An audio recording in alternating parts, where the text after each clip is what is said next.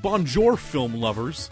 Did you know that you can subscribe to us on iTunes, Spotify, and Stitcher Radio? We also have a website, realnerdspodcast.com, where you can find cool articles and other ways to listen to the podcast. You can also follow us on social, Facebook at Real Nerds Podcast, and Twitter and Instagram at Real Nerds. You can also call us at 720-6nerds5. We will listen to it, we will play it, and we will probably commentate on it. Also, email us at realnerds@gmail.com. Anyway, enjoy the episode. Camera, action! Well, a real nerd knows who shot, and a real nerd can follow the plot, and a real nerd Just can... talk film! I'm sorry. Take it outside. Well, a real nerd knows who shot, and a real nerd can follow the plot, and a real nerd will give it all they got. Lights, camera, action! Real nerds! This is Real Nerds Podcast. We are the best movie podcast on the internet. Opinions may vary. Joining me this week is Brad. Hey. And Brad, you sound really far away. Are you in a hole doing your taxes? Hang on a second. Is that better? That is way there you better. go. Yeah, there you go. Hey. We said you were doing your taxes, so I didn't know if you were like in a Buffalo Bill like hole. My financial future sure feels like it. No, I know I did Laura and mine Sunday. I don't know. I don't mean to put them off to the last minute because it's actually pretty easy to do, but I don't know. And then we ended up owing money, and I was like, "Son of a bitch!" It's easier Even if you have like a full-time job, but if you have like side gigs, ugh. Yeah. Oh yeah. I mean, I only have to put in. Well, I had to put in 3 things. I put in 2 W-2s, and then because we paid $9,000 for Laura's tuition this year, you know, you get like a tax credit for it, and so that's not hard. But the previous years we got taxes back for it. This year, nope. Yeah, but yeah, not anyways. feeling great tonight. Yeah, dude, I'm like freaking super sick. Do I sound like You do. stuffed up? Yeah, man. I'm like, my sinuses are killing me. And for the last couple days, and had to go to the grocery store, and so I went down to a Thai restaurant while I was down there, and I was like, you know what? I'm gonna get Thai hot food, and I'm gonna clear up these sinuses. By doing that, it like cleared my sinuses up, but they immediately filled back up with like shit. So now I have a raging headache. Do you do like a meal med at all or something to kind of help ease that? No, I take ibuprofen. But, you know. Yeah. That just kind of Zach, helps. you're back on the show. I am. Yeah. Hello. Sorry. Yeah. No, I was going to say though that the Neomed kind of helps with the sinus thing. Like you don't force it, but like if you let the water kind of flow through there, the saline solution kind of helps. But like, Yeah, it's my fault. I know where I got sick from, and uh-oh. well, sometimes in my job, I deal with not like the most healthy people, and this person this week was like, he had a snot coming out of his nose, like so far that when he was in the back of my car, it went from his nose like all the way down to the floor, and Ooh. no matter how much like hand sanitizer and how many times I wash my hands, it just doesn't seem like it matters. But yeah. Anyways, every week on Real Nerds Podcast, we see a new movie and we podcast our experience to the world. This week we saw Renfield. Stay tuned, where we tell you if you should see the film or not, play the trailer, and then spoil the movie. We also talk about movie news and stuff we've been watching throughout the week. That's what we do, and we've been doing it for 12 years. And Fan Expo is happening this summer. We'll be there. With the greatest booth ever of all time. I haven't got the confirmation yet. I know. Like, they'll send it to us, right? Really? You just got to will it into existence. We have it on audio record that we're going to be there. So if they deny that, then we can claim that they're making dreams die or something like that. I totally feel like it's going to be, since we all these grand plans, that they'll totally pull the rug out from under us and be like, "Oh, sorry, we just didn't have enough space for you guys this year." So Sam Raimi needs 5 booths. So yeah, that's why I haven't bought any of our video store plans yet. I'm sure you'll get confirmation sooner rather than later. So it's coming in July, right? Yeah, I'm sure we will. I'm not worried about us getting confirmation, to tell you the truth. But if we don't, I'll still go there like a day or two for sure. Just go like Bender, like, fine, I'll go and build my own fan expo with blackjack and hookers. Well, you know what? Forget the expo. Chad Harden's coming back, so I have to have him do another Mortal Kombat character for me, and gotta keep that streak alive. Yeah, and I do think I need to see Sam Raimi. I think it's I've met Bruce Campbell 3 times. I think Sam Raimi has to be the next one. Yeah. Can I? I've shared this with you, Ryan, but can I share with the world my plan for Sam Raimi? The ultimate plan. It's the best plan ever. For anybody who doesn't know, Sam Raimi and the Coen brothers are tight with each other. In fact, Raimi co-wrote what would become the Hudsucker Proxy, and in turn, the Coen brothers, like way back before, had written Crime Wave, which Raimi directed, and unfortunately the studio butchered. Sweet. This week, we saw Renfield. Brad, do you recommend Renfield? It's fun. Other than that, like I don't know what much to say about it. Like, I think you're just going to watch some silly performances. The world domination B plot wasn't of much interest to me. Yeah, I don't know. I enjoyed it while I was watching it, but I don't know if I'm like, oh, that's something I need to re-experience ever again. Zach?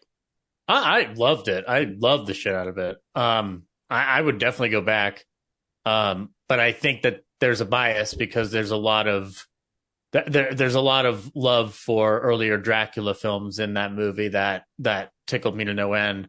On the outside of that element, I think Nicholas Hoult is great. I think Nicolas Cage is rocking it. I have some small quibbles. We can get into them in the later discussion, but on the overall sense, it's among the best films I've seen this year. But that's been a short order because of my movie going habits as of late. So it's a possibility that this could end up on my film explosion list. We'll have to wait and see. But for the moment, it's just a solid, fun film. I think everybody will check it out. It's a good gory time. I think I'm somewhere in the middle. I had a lot of fun watching it. I liked how gory it was. There's some really funny parts. I like, fuck you, Kyle, throughout the film. But yeah, but it's still a good time, and it's a fun diversion at the movies. Here's a trailer for Renfield. Mr.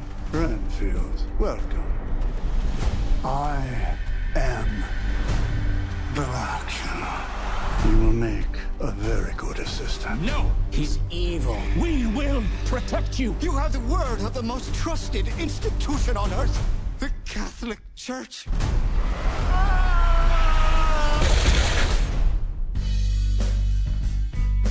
Renfield, your sole purpose in life is to serve me. Now, let's eat. I just want a normal life again. No.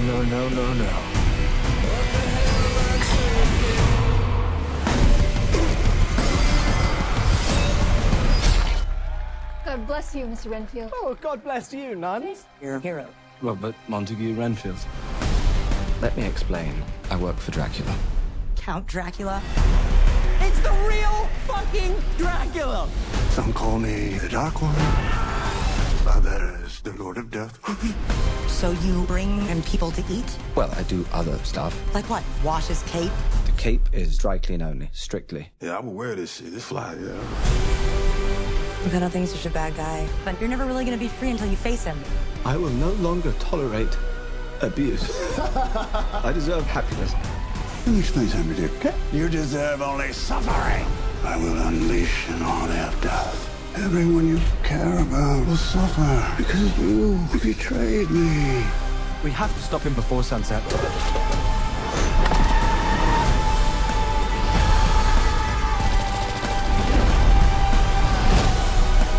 I am enough. I deserve happiness, and I take full charge of my life today.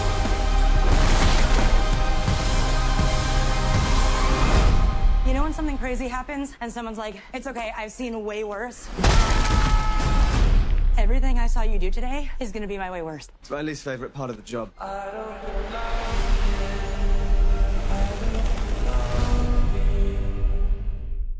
So this is a direct sequel to Dracula. Yeah, well, more like a rewriting of Dracula because I thought about this. I don't know if I'm wrong or right.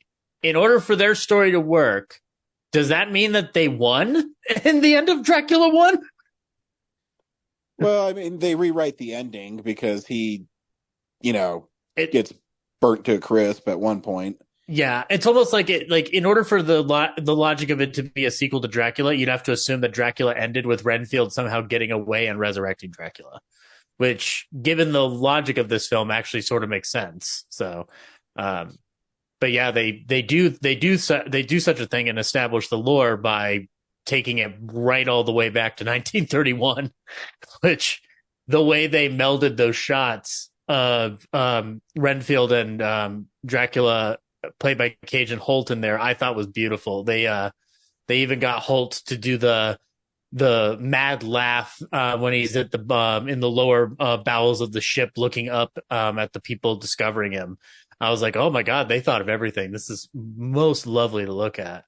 Yeah, they they set up that Dracula gets burnt to a crisp by these people that are supposed to hunt him, and I guess that they really don't explain very much, but they end up being killed because Renfield falls for Dracula's seduction. But another thing they play with here is when he eats bugs, he gains some of Dracula's powers, almost becomes superhuman. Which I don't know why you just want to eat bugs all the time. Like, that's depowering. And then by that logic, you'd have to assume that, well, it's similar to Dracula, that he needs blood to live. But in this, it's more to gain superpowers. It's almost like they could live, but this just helps them be better metahumans or whatever you want to call it. So they relocate to New Orleans. Renfield is in charge of bringing victims to Dracula. And so Dracula can be back at full strength. And there's some sort of thing that if they are bad people, he doesn't replenish faster. He needs innocent people like nuns or a bus full of cheerleaders. And along the way, we also find that the New Orleans Police Department is corrupt, and Aquafina is this woman there who's trying to take down this mob family. This is the most corrupt police force in movie history, perhaps. Yeah, no shit. Literally everybody's in on it. So she's trying to restore her family's name after her father is murdered by this Lobos crime family that runs New Orleans. Ben Schwartz is the son, who I think is great in the movie. He's probably my favorite character in the movie. Oh, he's fucking awesome in the movie.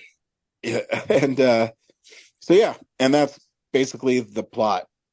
And it's definitely gorier than I thought it was going to be. I mean, there's a straight up Jack's fatality where he rips his arms off. And I mean, Zach mentioned to me in a text, and I agree, the blood is a little too bright or cartoony. I don't know exactly what it is. I think like the way I kind of like I've been thinking about it since I sent that text yesterday, that like there is equal amounts of practical effects as there are CGI effects in some respect. But the problem is that the CGI blood effects look like they're not rendered properly.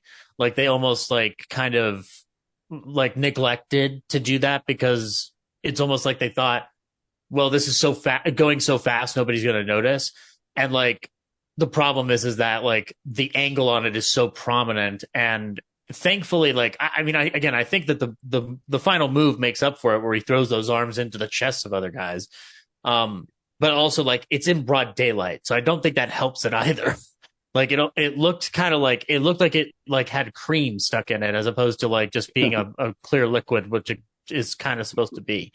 But it didn't deter my love of the movie at all by any stretch. I just kind of noticed that when they're wanting to go super ambitious, it just feels like they didn't properly render those effects. It's not a bad thing per se, but it was noticeable in places. I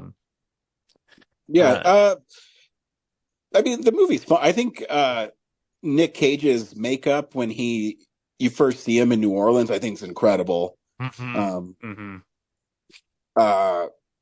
You know, the group therapy scenes are fun. They add a bunch of new lore, and the one thing it sometimes takes me out of movies is they make this point that Dracula's blood can heal you. And then I already knew towards the end, I'm like, oh, they're going to use that to bring people back to life.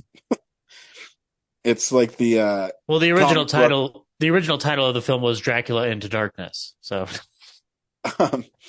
yeah, so there's no consequences for like the deaths sometimes. Do you think that's because it's a comedy that they're kind of playing around with that? Like, if this were a genuine horror film, this would be less an issue. Maybe. I mean, it's fine. I don't mind them trying new stuff. Cage is really good in it. He has the right temperament and he doesn't go full on Nick Cage very often. Yeah, I think I only really noticed one instance of it, and it's when he's berating Renfield in his new apartment. Yeah, but that's still a really cool scene, though. I think he's really good in it. I love how in order to get him to stop, he holds up the book about how to defeat a narcissist. And there's like this pause where you think it's like supposed to act like the Bible. He's good. He's actually balancing, like, it's almost like he's kind of like amalgamating a bunch of different versions of Dracula because he has a slight Hungarian tinge, but he's not trying to make fun of Bela Lugosi. He just has enough of the inflection to get him by. Yeah, I think if you talk too long for it, it'd come through bad and just becomes I think a parody of Dracula. Like I thought it like when Malia and I walked out, I was thinking about how you best describe it, and I was like, it's almost like this is a Dracula who started in Hungary, but then went to more English speaking countries over time, and it's been decades upon decades. Eventually, you kind of lose part of the accent, and it becomes more English centric. So like that kind of that filled the logic hole in my brain, but also it's a movie. I'm not expecting Nicolas Cage to do the level of Hungarian accent that Martin Landau did in Ed Wood, you know? Brad, you weren't as enamored with it, but what was your take on it? What you like, not like? You know what? Actually, I think my favorite part, I actually wanted to watch the movie that was all the black and white behind, like, the like back in the day footage of the movie that they had at the beginning. Like that's the movie I actually wanted to see.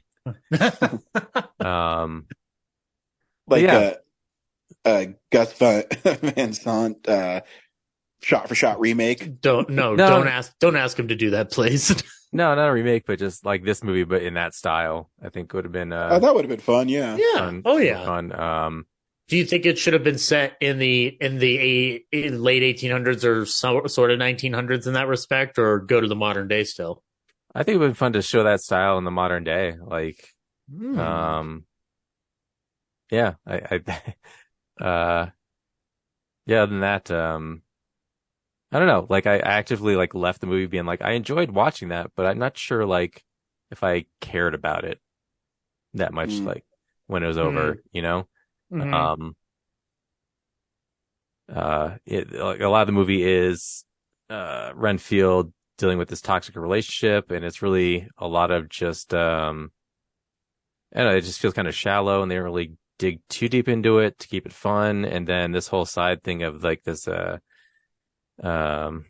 this gang that Dracula turns the tables on him and uses to like towards world domination just kind of wraps up really quickly. Like they don't get very far in their plan.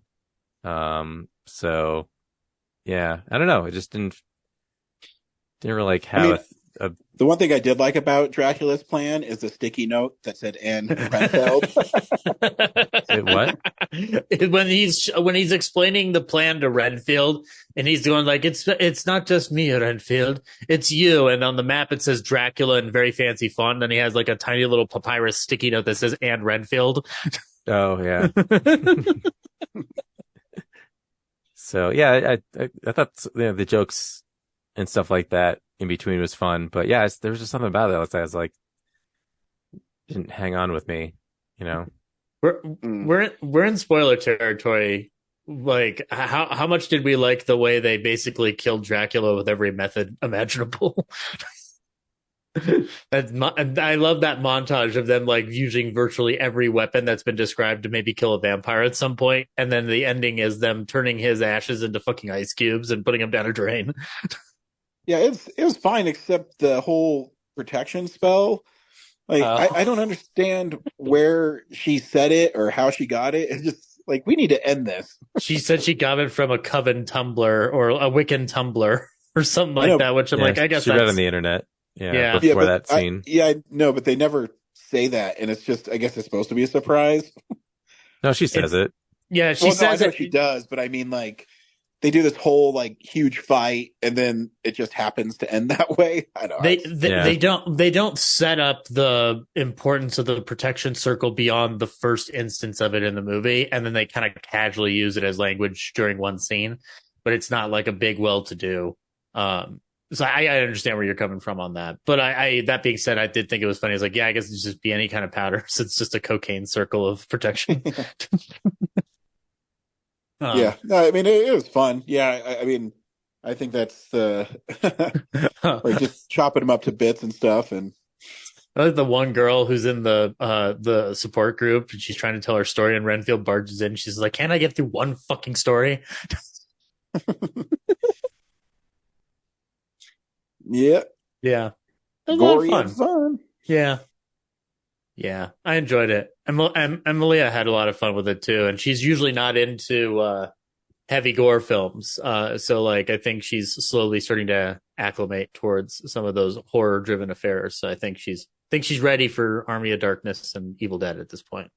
Well, I think when it's with a comedy hinge to it, it makes it less brutal, you know. For people who don't like gore, I wouldn't show them like the 2013 Evil Dead or anything. No, it's similar to Evil Dead Rises, where I'm like, you're not going, you won't want to. Like, the invite isn't coming because I know it's not going to happen. Like, I've just learned to accept certain things, but like also like, but at the same point, she can handle like a Jordan Peele movie, you know. So like that's always pretty cool. So. Yeah. Any other words on the film? I have this weird feeling that like I don't know if it'll stay in my like I'm working to try to go back to the theater more often with my schedule on a wane now, and I don't know if it'll like stay, but I'm like almost hoping that it does stay and that not too much comes out to like knock it out of there, because I really do like it. It is one of the most enjoyable experiences I've had in a movie theater this year that wasn't going to an older movie that I'd seen before on a big screen. I think that it's a very good love letter to the original Dracula film, while at the same point standing on its own feet as a story about Renfield. And like the idea of dissecting Renfield as a character is really interesting, because he's had several different modes of usage and incarnation over the years, whether that's because he in the original novel Harker's the one that goes to Transylvania to sign the deed. And Renfield was kind of used because it was part of the stage play back in the day that they really adapted the original movie into. And in like Bram Stoker's 1992 Dracula movie, they Renfield is just in the asylum, and that's the same with Renfield in the in Nosferatu from 1922. So like it's interesting watching them dissect that character as a victim rather than a henchman, which is an angle I wouldn't have really thought about until if you go back to that older film, Ryan. Like there are moments, and I always have to remind myself of this, there are moments where Renfield is trying to stop like Dracula from having any progress by saying, send Mina very far away, or like get out of here while you still can.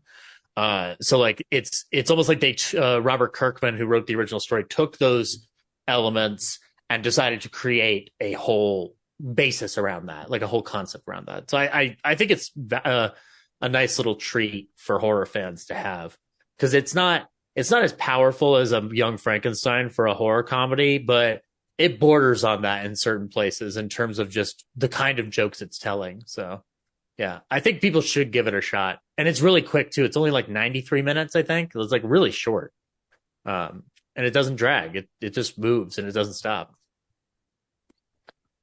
Agreed. Yeah. This is the big news story of the week. It's real news.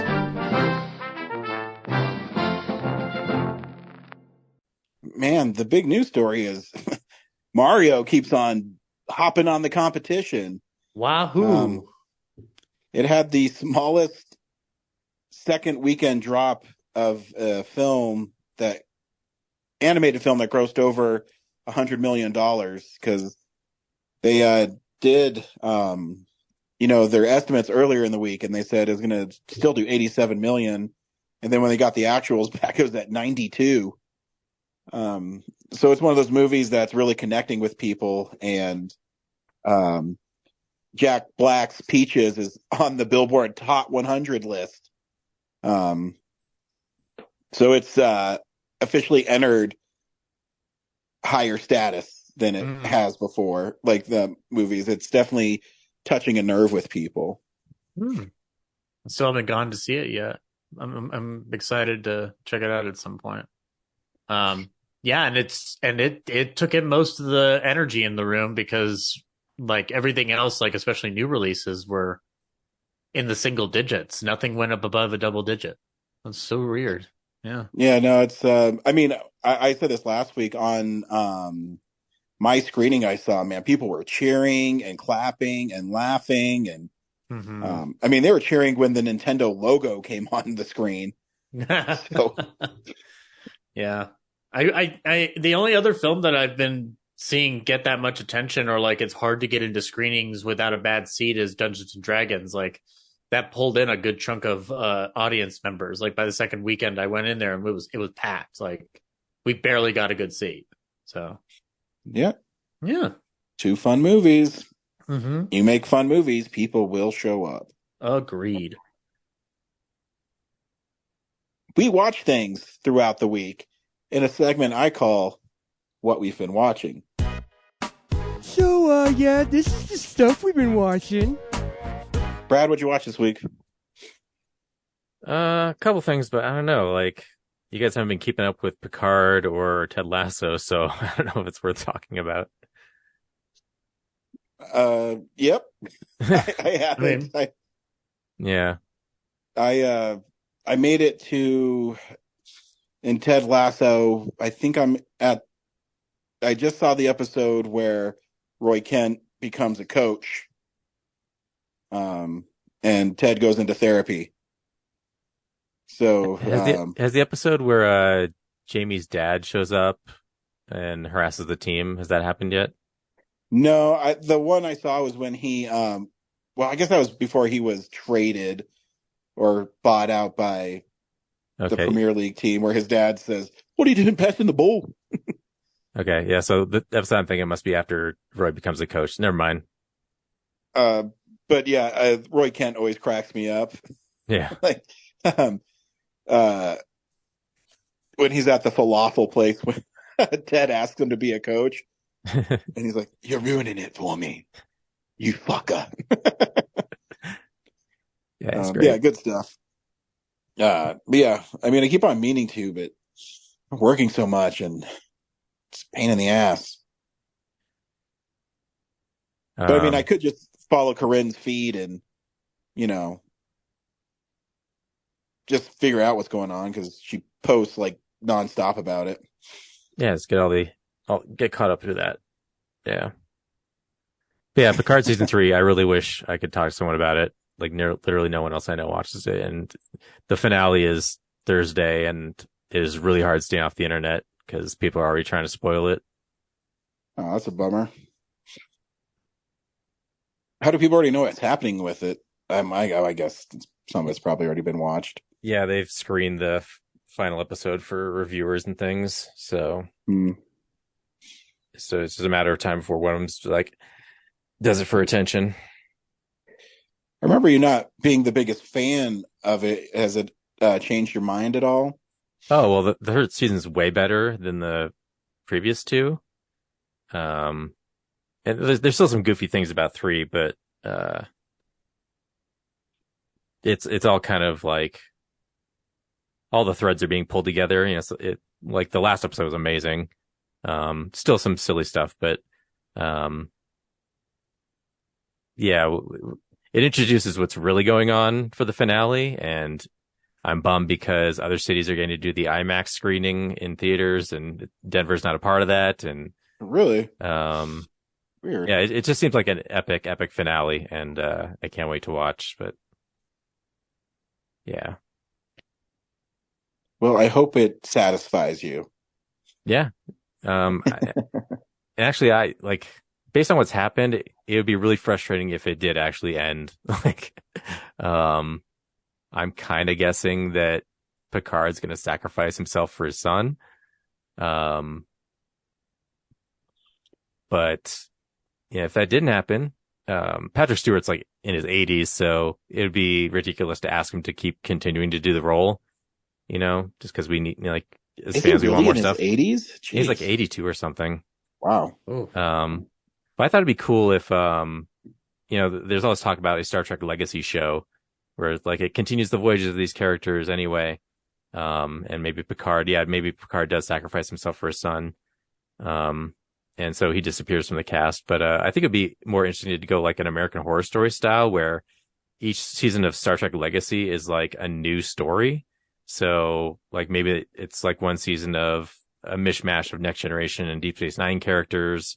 You know, another season's 7 of 9 commanding the Titan, and maybe that crosses over with other Voyager characters. Like it doesn't have to be a continuous same storyline. It would be cool to have a Star Trek show that's just kind of, you know, just like its own thing each season. Yeah, for sure. And that makes sense to me. I mean, and it makes sense for, well, I guess I did see in other news that Michelle Yeoh's character is going to have its own movie. Yeah, Section 31. So that's cool. They're bringing her back for that. Yeah, and then like the season of Picard also reintroduced changelings from Deep Space Nine, and so I'm like, wow, they had to redo the you know body morphing graphics for that. So they kind of have a reason to go like, hey, maybe we have an opportunity to remaster DS9 now, like they did for Star Trek Next Generation. If they can apply that to all those graphics that have to be remade because they're produced on video, like that would be cool. So yeah, and yeah, I mean, you know, those shows are popular enough where they could do it. Yeah, I mean, having 7 of 9 on the show, like, it has to have like reignited interest in DS9 and Voyager. So, getting remasters of those, like Star Trek is so popular now on Paramount Plus, like it has to be worth their while to turn those into at least HD masters. And you can use like AI technology to upscale it now too. So, which I don't think was as big of a asset back, I don't know, 10 years ago when they did the Blu-rays for Next Gen. So yeah. So I think a lot of Next Gen was also on film, so they were able to like crop and move stuff around. But yeah, DS9 and Voyager were beta and video, so.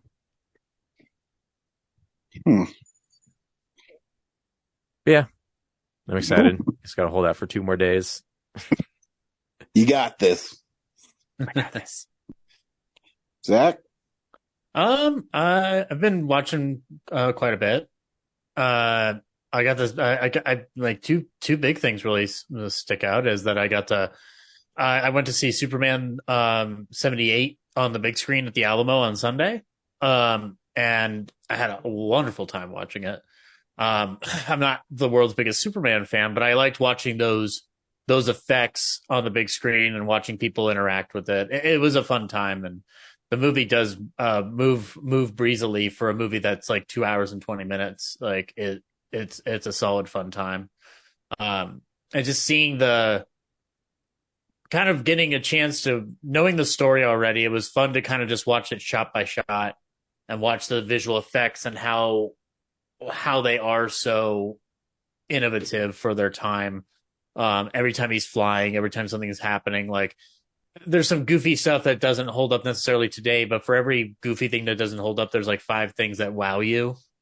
And watching the way that they're moving the camera along the mat when they're having him fly, like just watching them figure out the technology is kind of remarkable to watch unfold on a big screen. So, and just the practical effects, and it's just a fun time overall. But I'm continuing my I've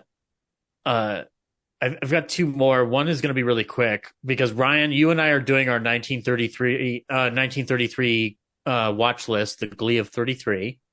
And I found a film from 1933 on YouTube. It's a British film from the studio that would become Ealing Studios, which put out Hue and Cry, Kind Hearts and Coronets, and the original Lady Killers. It's a movie called Loyalties from 33. It stars Basil Rathbone as a Jewish entrepreneur amid the racetrack set. And he is, going about society, really trying to, acclimate into this club. But the British upper class around him, as much as they either tolerate or appreciate his presence, can't not comment on his Jewish identity. And when Rathbone's character discovers he's been robbed of money at a party given at a big mansion, he creates a lot of noise around it because he's been robbed of like £1,000 or something like that. And so he's trying to figure out who took the money. He has his suspicions based off of who would have been able to do the crime and the logistics of what the scene of the crime was at the time that it happened. But the upper class British like Gentile group around him is not having it, and they're trying to keep him quiet. They don't want him to make noise. And they keep, again, like referring to his Jewish identity in a derogatory way. And so the movie moves from a who robbed me movie into a movie about anti-Semitism. And Rathbone is remarkable in the film. And I think a lot of it has to do with the fact that there's language being used in that movie that you're not expecting to hear them utilize language surrounding anti-Semitism that honestly and bluntly. And I think it's because we in America, we're not able to be privy to that because much of that discussion would have been centered around Germany. And we had a strict policy in this country to not offend Germany, specifically Nazi Germany, up until around 1938, 1939, where studios started to be able to go around it. And so hearing this language in such an honest way was very, very eye-opening. And it's not dealing with anti-Semitism on the grounds of the Nazi occupation. It is falling in tandem with the same year of the Nazis seizing power. But it does kind of reckon with the fact that fascism is on the rise. but it's really focusing on British behavior towards the Jewish community, and specifically like that country's attitude towards it. I won't like spoil what happens throughout the movie, but I will tell you that the ending of the film matches, and in some points may even go above the ending to another pre-code film called 3 on a Match, just in terms of the way they both communicate the same action and how crazy it is. Because it's definitely got a different, like, I don't want to say European, but it's a bolder thing is being tried at the very end of the film. Not the last shot withstanding, with Rathbone like just really laying down the reality of what has just occurred and why everything unfolded the way it did. If you want to look it up for free, it's on YouTube. I think it's because it's technically in the public domain in this country, because the only DVDs available are Region 2, so they still probably have a claim on it.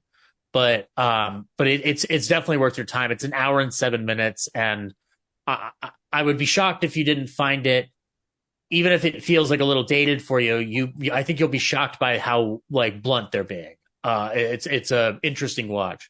But I have to tell you all that I finally finished the Clint Eastwood watching until he makes that other movie with Nicholas Hoult that it's apparently just been announced, because that fucker won't leave me alone. I watched Richard Jewell, and it was okay. I wasn't as enamored with it as some other critics have been. I feel like Olivia Wilde's character is grossly miswritten. And I feel like the agenda being so clear, there's only so much of it I can like tolerate, but there are moments of brilliance in that film. The way they shoot Centennial Park sequences is magnificent. Clint has not lost his touch on staging a scene. And the performances are remarkable. Paul Walter Hauser is incredible in the movie. He is among the best actors we have working today, and that is another example of his brilliance. But I think overall, it's not as much of a punch as I wanted it to be, because all the beats seem pretty clear. And given the agenda that he was working off of clearly at that time, I just kind of left the movie kind of like wanting like a more challenging approach, and certainly a longer film to that end. But overall, it's fine. If you want to check it out, it's floating around Prime somewhere right now at this point. So, but for my money, it was okay. I want to write an article about it and Cry Macho to wrap up the Clint Eastwood-a-thon. But it was just kind of a weird, like, flat ending to the entire journey that I've taken with that actor/director. So, is that his last movie that he's done? No, Cry Macho was the last one he did. That's right. I couldn't remember how they played out. Yeah, and I don't blame you. And Cry Macho is way more disappointing than Richard Jewell. Like, I will say that Richard Jewell is a way better movie than Cry Macho. Cry Macho is a bit of a mess, and not the least of which is because Clint Eastwood should probably be 20 years younger to play that role. Not to play into ageism per se, but it's just physically, like, there are certain things that character is being asked to do in the script that he just isn't up to doing anymore. The one exception being when you see him getting back on a horse, it's really fucking cool. But yeah, overall, it's just kind of feels flat. I'll be interested to see whatever this Juror number 2 movie is that he has going on with Toni Collette and Nicholas Hoult. To see what that movie is, because I still want to see him work until the day he dies. I just it just feels like the movies are getting less and less for me. So yeah. Yeah, I watched a couple things, but I think I'm just going to talk about one because it's so I'm a big fan of the HBO series Tales from the Crypt. What? And yeah, I know. I mean, I literally rip off from there when I say, in a segment I like to call, when the Crypt Keeper in that introduces a segment, he always says in a macabre tale I call your heart beats twice or whatever. I would love if you introduced your segments going forward in that voice. Done. Well, I got to think of puns for it too. So yeah, it's a writing gig, that's for sure. Yeah. So there was a British version of Tales from the Crypt that came out in 1972 that I didn't know existed. I got the Blu-ray on Scream Factory's sale. They have one in Valentine's Day and one in October. I think it's Valen Scream or something. I forget what it's called, but usually they have a lot of movies that, you know, I'm on the fence on, but then they drop to like $10. I'm like, yeah, why not? And so this is Tales from the Crypt is paired in a double feature with Vault of Horror. I only watched Tales from the Crypt, and it was interesting watching it because the setup is these 5 people are in a crypt, and the crypt keeper is not what you are used to, but also I think in the original EC comics, he obviously wasn't as like a zombie that's cracking jokes. And he's played by Sir Ralph Richardson, and so all these people are there, and they don't know why they're there, and he says, "Think back to why you were doing first." And so the first story is actually also the first story that the HBO series showed, which is And All Through the House, which is about a killer Santa Claus. And all the stories in it, in the anthology, were done on the HBO show as well. So they've all been adapted from the original comics. And what I love about the Tales from the Crypt is they're always morality tales.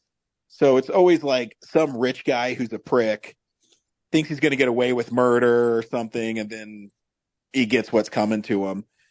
The best one is, I can't remember if it's the third or fourth one, but it's Peter Cushing, and he plays a widower who's lonely, and his snobby rich neighbors across the street don't like that he has dogs, and he has like the poor children over to his house to tell stories and all this other stuff.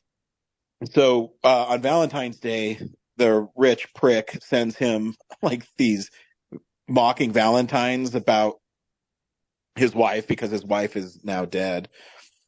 And after that, there's like some time passes, and the rich prick son and his dad say, "We haven't seen our neighbor." They go over there, and the camera pans over Is There Life After Death book. And then they find Peter Cushing has hung himself. And then exactly a year later, Peter Cushing rises from the grave as a zombie. And the kid is killed, and the dad goes down, and there's this piece of butcher paper, and written in blood says, "You were cruel from the start, and now you've got no..." And the dad unwraps it more, and it's like his ripped out heart. Oh. So I'm like, yes. And it's that 1970s gore, so the blood looks like red paint. Mm-hmm. So it looks like really cartoony, but in a way it's really fun, you know? In short, amazing. Yes. So it was better than I thought it was going to be. I mean, it's not as fun as the HBO series, but for a 1972 British horror film, you know, it was good. So I'm kind of excited to see what Vault of Horror has to offer. Nice. Yeah. Yeah. And that one came from Amicus. There's an Amicus podcast out there with a former Ballyhoo guest, or not a continued Ballyhoo guest. And there's one you should check out called From Beyond the Grave. That one is it's a fun one that has Donald Pleasance and his daughter acting alongside each other in a very interesting middle story. No. Oh, he's pretty calm in this one, and he more unnerves you with the way he stares and the way his daughter stares, Angela. So yeah, that's, if you're looking for more of that, like, that's a good one to go into. It's a fun one. Sweet. Yeah. And that's what we watched this week. I'm going to play this that she's going to do it because she said she was going to. Corinne's going to send us something, and I have no idea what it is because she hasn't recorded it yet. Hey nerds, Corinne here for another installment of Showtime, where I talk about something cool I've been watching lately. Although this has recently just become the Ted Lasso and or Mandalorian corner, and we're going to keep that going again today. I'll just get into Ted Lasso real quick, no spoilers first, and then I will get into spoilers for Mandalorian Season 3, including the finale. So, I'll tell you when to jump off for Mandalorian Season 3 spoilers. We're going to do Ted Lasso first. So last night we got episode 6 of 12 for Season 3. I cannot believe we're already halfway through this season. How fast these 6 weeks have gone by, which is a quote from the show. Yeah, overall, I'm really enjoying it. There have been a couple of, like, character storylines I'm not invested in yet, but I'm open to it later. And, yeah, I don't know. Like, I don't know what to say that isn't, like, spoilery. I guess just, yeah, I'm really enjoying the season so far. I'm really liking the direction the show is going. I think we're going to see some really good stuff here in the latter half of the season, but mostly just, I cannot believe that we're already halfway through. The episode 6 that came out last night was great. Everybody, please go watch Ted Lasso if you haven't already. That's all I'll say. Okay, now we're going to do Mandalorian Season 3. Spoilers. So, including the finale. So, if you do not want spoilers, this is your warning right now. Okay, 3, 2, 1.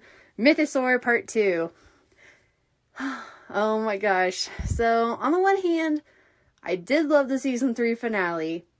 But on the other hand, I still think that Season 3 is the weakest we've gotten so far. And it has been very disjointed. The structuring, the pacing, all of that has been, I won't say like terrible or bad, but it's just been very lackluster, I guess, compared to what we got in Season 1, Season 2. And they had their problems, sure, but the fact that it felt like more self-contained little adventures every week really helped, whereas this season was just all over the map. There were sort of self-contained adventures sometimes, but other times it was just random shit. And we build up to plot lines that go nowhere, or at least for now, they go nowhere. Yeah, the whole, oh my gosh, yeah, Moff Gideon making clones of himself. I'm like, so we had all of like 2 minutes of build up for that. Then they get very quickly destroyed, and then he says some line about, oh, the clones, I was gonna have the Force, blah, blah, blah. That was it. That was all of, what was the point? Unless, and I think, and I know other people theorizing this too, but I think this will come up again later. You know, why would they spend this time highlighting something that isn't going to make a difference in the finale unless it comes back in Season 4 or 5, whatever they end up doing? Yeah, I think the Moff Gideon they fought is dead, but there is possibly another Moff Gideon, whether it's a clone of him and the real one was destroyed, or whether the real one, or whether the one they destroyed was a clone and the real one's still floating around out there.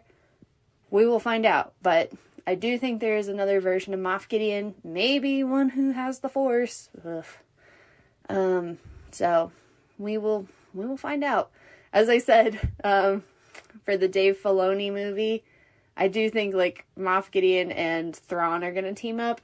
I think Thrawn will probably be the main antagonist of that movie now, but it is still possible that Moff Gideon or his clone could show up at some point.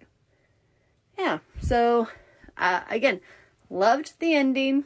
Loved seeing all the Mandos flying around, you know, defeating the Imperials, the stormtroopers with the little jetpacks, and loved seeing, you know, the trio all saving each other against Moff Gideon and the Praetorian Guard, and loved seeing Din officially adopt Grogu as his son, and the hint that Grogu could sense the mythosaur down there in the living waters.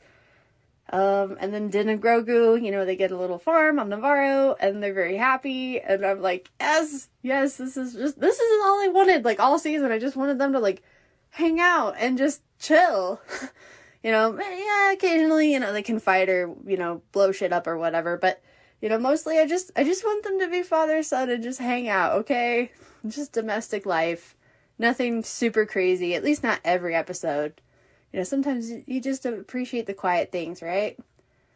So, oh man. But yeah, don't let that stop you from realizing, like, just how weird this season was as far as, like I said, you know, structuring, pacing, character plot lines. I will be doing a season 3 recap, like whole series and recap at some point on the Real Nerds website.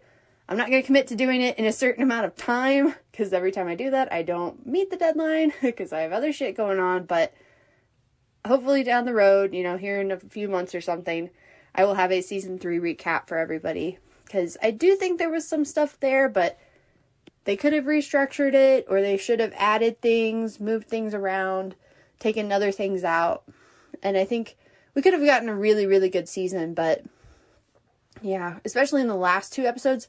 While they were the best 2 episodes of the season, there was still a lot that they threw at us really, really quick. And it was like, well, what was the point of that? Like, it didn't go anywhere. Even in just this episode, in the finale, you know, the scene where the survivors tell Bo-Katan, like, we have somewhere safe we can take you. And then they show her this, like, underground garden thing they have. And they talk about, oh, yeah, the plant life. We can restore the plant life on Mandalore. But then they leave, like, 2 minutes later. So, like, logistically, what was the point of you flying all the way there just to hang out and chill? Just to, yeah, I don't know. It was just, it was all so fast. And, like, they didn't even, like, stop to catch their breath or get some water. Nope, just here, we're gonna fly here, have this one short conversation, and then we're gonna leave again. Like, is this what Star Wars has become now? I feel like that's what the whole season was, is just, we're gonna fly to somewhere, especially like that first episode, it was just like, fly somewhere, have a conversation, and then leave. Like, you don't want to, like, pick up food or something? Like, come on!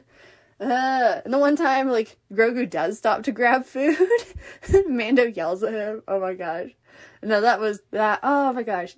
I was really nervous about Grogu getting the IG-12 body, but it ended up being super cute, and I loved it. So, yeah, again, because I saw the spoilers online from Star Wars Celebration first, and they're like, Grogu gets the IG-11, IG-12 body, and he, like, rides it around like a little mech suit or something, and we're like, what? That's the stupidest thing I've ever heard. And then I saw it, and I was like, no, this is awesome. I'm glad he doesn't have it long term. I think just the 2 episodes was fine. Yeah, any more, and I think it would have gotten kind of annoying, but yeah. Oh no, and he and his dad are just hanging out on their little farm. I love it. I am excited for season 4. I know we're not gonna get it for a while, but considering that, like, everybody online that I was interacting with, we were all like, oh my gosh, like, Din's gonna die, or Bo-Katan's gonna die, like, somebody's gonna die, or, you know, Din's gonna get brainwashed or tortured or something, and, like, Grogu's gonna get captured again, or, you know, all these, like, terrible theories of, like, what was gonna happen in the finale, and then none of those ended up happening. It was, like, this kind of really happy ending, like, other than the Darksaber getting destroyed and Paz Vizsla dying. Like, honestly, the heroes came out pretty okay, so, yeah. Yeah, I'm fine with waiting, like, 2 years now until we get the next season, but, I mean, I still want to see season 4, but I'm okay with waiting. Thankfully, they didn't give us any, like, major cliffhangers. Again, more so possible theories of, like, oh yeah, maybe Moff Gideon's not dead, or maybe Bo-Katan will, like, have Ahsoka help her restore the Darksaber, you know, all these thoughts for the future, but nothing crazy, and that's fine. So, yeah, Mandalorian Season 3 was okay.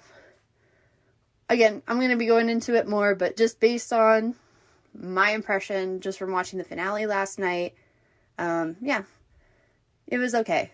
The 2-part finale was good. It was better than the previous 6 episodes, but still not enough to kind of bring the season, like, it brought the season to a good conclusion, but it wasn't the strongest conclusion, if that makes sense. I still think that season 1 was great. Season 2 was also good, but it had problems. And yeah. Oh my gosh. No. Din and Grogu. They're the best. Oh man. Okay. So anyway, sorry for ranting, but yeah, Mandalorian season 3. Hopefully you've already seen it if you're listening to this part of it, but yeah, if you haven't, go watch it, I guess. You should definitely, just forget Mandalorian. Just go watch Ted Lasso, because way better. Oh my gosh. Oh, I'm so excited I'm like, I really want the series finale to get here, but I also don't. Like, I want these next 6 weeks to take as long as possible, because I'm really loving these episodes. So yeah, excited for the series finale, but I don't want it to be here just yet. Although it's coming. I could take another 3 episodes, or I could take another 3 seasons of the show, but I know that would also degrade the quality of the episodes. So I'm fine with just getting the 3 that we do. So, alright guys, I'll talk to you guys next time about something, probably Ted Lasso. Alright, take care, nerds. Bye! Wow, Corinne, thanks for spoiling whatever it is you spoiled for us. Look, just I because... do know Yeah, sorry. she watched some anime that has to do with someone falling in love with a chair, and she sent me this video, and I have no idea the context of it, but she told me that it's weird, and if I saw the anime, it'd make sense. So. Is it Clint Eastwood falling in love with the chair? Maybe. I didn't think they kept dating after that day at the RNC. That's a deep cut joke there, my friend. Yeah, who remembers Clint Eastwood talking to a chair? I saw a clip of Daniel Day-Lewis doing the same at the BAFTAs, and he says, I have no comment to make on Clint Eastwood's politics. All I saw was him talking to that chair, and said, I have to try that. Next week on Real Nerds Podcast, I'm excited because Evil Dead Rise is our film of the week. And then in 2 weeks, we will be doing Film Explosion 1983. So hopefully you'll struggle as much as I did making a top 10 list, because there's so many good movies. Mm-hmm. Yeah, 83 and 93 have been tough. There's ones that I had to let go of because I like one more than the other. No, 83 was tough because finding 10 movies was tough for me. Now, 93 was tough because I had so many movies. Oh, gotcha. There's some good... I think I know what your number 1 is, but... We'll have to see. Maybe. I mean, if you're going to do that, it's going to be a risky bet. I thought you would maybe return from a Jedi or something like that. So yeah. I thought that was a fair enough assessment. Anything else you want to say? You've been quiet. Yeah, no. You've covered it all. All right. Until next week, I'll see you at the movies. Bye. Bye. Well, a real nerd knows who shot. A real nerd can follow the plot. And a real nerd will give it all they got. Lights, camera, action. Real nerds. Thanks for listening to Real Nerds Podcast, a Nebulous Visions production. Stream or download episodes, read articles at realnerdspodcast.com. Stream us on Apple or Google Podcasts, Stitcher, Spotify, or iHeartRadio. Follow us on Facebook, Real Nerds Podcast, Twitter and Instagram @Real Nerds. Watch us on YouTube, Real Nerds Podcast. Email us at realnerds@gmail.com. Call us at 720-6nerds5. Thank you to Sparks Mandrill, Mike at Plan 9 Studios, and Bolognium for all of our groovy theme songs. And that's how you fucking do it!